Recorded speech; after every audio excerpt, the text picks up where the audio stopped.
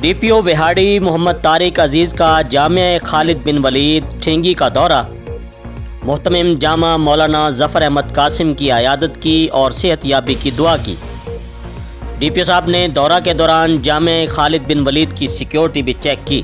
جی بالکل، D P او وہاڑی محمد طارق عزیز کا جامعہ خالد بن ولید ٹھینگی کا دورہ، محترم جامعہ مولانا ظفر احمد قاسم کی عیادت کی اور جلد صحت یابی کے لیے دعا کی۔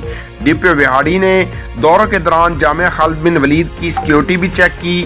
اسلام امن و سلامتی کا مذہب ہے، تشدد پسندانہ نظریات کا اسلام سے کوئی تعلق نہیں۔ سیالکوٹ اور تلمبہ جیسے واقعات کی روک تھام کے لیے علماء کرام کو اپنا کردار ادا کرنا چاہیے۔ ڈی پی او وہاڑی طارق عزیز۔ جی، مزید خبروں اور اپڈیٹ سے باخبر رہنے کے لیے دیکھتے رہیے ACN نیوز HD۔